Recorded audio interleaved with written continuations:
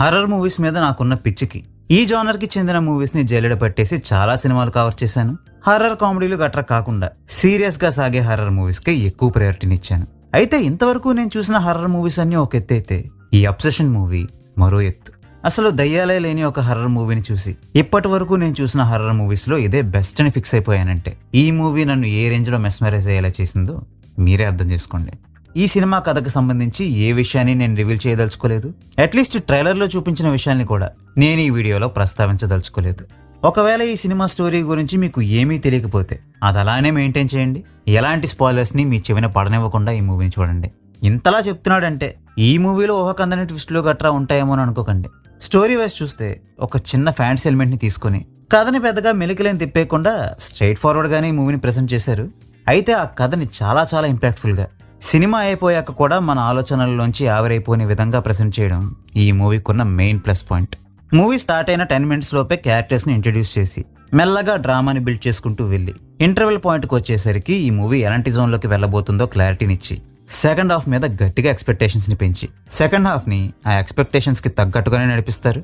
ఒక పాయింట్కి వచ్చేసరికి క్లైమాక్స్ ఏ విధంగా ఉండబోతుందో మనం ప్రెడిక్ట్ చేసేయగలుగుతాం. అండ్ మనం ఊహించినట్టే ఈ మూవీ ఎండ్ అయినప్పటికీ ఆ ఎండింగ్ని కూడా హార్డ్ హిట్టింగ్గా ఉండేలా చాలా బాగా ఎగ్జిక్యూట్ చేశారు.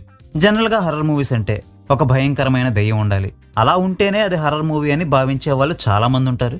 ఒకవేళ మీరు ఆ విధంగానే ఈ సినిమా కూడా ఉండాలి అనుకుంటే ఈ సినిమా మీకు అంతగా ఎక్కకపోవచ్చేమో కానీ స్టోరీలోకి బాగా ఇన్వాల్వ్ అయ్యి ఆ క్యారెక్టర్స్ ఏం ఫీల్ అవుతున్నాయో అర్థం చేసుకుంటూ ఈ మూవీని చూస్తే అప్పుడు ఈ మూవీకి ఉన్న స్పెషాలిటీ ఏంటో, నేను ఇంతలా ఈ మూవీని ఎందుకు పొగుడుతున్నానో మీకు అర్థమవుతుంది. ఇక పర్ఫార్మెన్స్ వైజ్ చూసుకుంటే మైకేల్ జాన్స్టన్ పర్ఫార్మెన్స్ నాకు చాలా నచ్చింది. బట్ అసలైన షో స్టిల్లర్ ఎవరంటే మాత్రం ఈ మూవీలో నిక్కీ క్యారెక్టర్ చేసిన ఇండా నావరిట్ అనే చెప్తా. ఆమె నిక్కీ రోల్కి పర్ఫెక్ట్గా సరిపోయారు అండ్ పర్ఫార్మెన్స్ వైజ్ కూడా అదరగొట్టేశారు. ఇక టెక్నికల్ ఆస్పెక్ట్స్ వైజ్ కూడా ఈ మూవీ ఎక్సలెంట్గా ఉంది. ఇది ఒక లో బడ్జెట్ మూవీని అయినప్పటికీ cinematography and sound effects wise excellent అవుట్పుట్ని ఇచ్చారు. సో ఫైనల్గా ఈ మూవీని నేను మీకు రికమెండ్ చేస్తానా అంటే ఈ సినిమాని ఎంతమంది పొగడారు, ఎన్ని డబ్బులు వచ్చాయాలంటే విషయాల్ని పట్టించుకోకుండా రెగ్యులర్ హర్రర్ ట్రోప్స్ని ఫాలో అవ్వని ఒక very disturbing hard hitting horror మూవీని చూడాలి అనుకుంటే ఈ మూవీని చూడండి.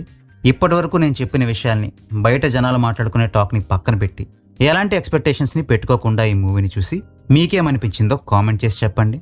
నిజంగా మీరు బాగా ఇన్వాల్వ్ అయ్యి ఈ మూవీని చూస్తే నా మాదిరిగానే మీరు కూడా ఈ మూవీని ఎప్పటికీ మర్చిపోలేరని నేను అనుకుంటున్నాను. సో ఇంతటితో ఈ వీడియో సమాప్తం. మళ్ళీ ఇంకో వీడియోతో కలుద్దాం. అంతవరకు సెలవు. నమస్కారం.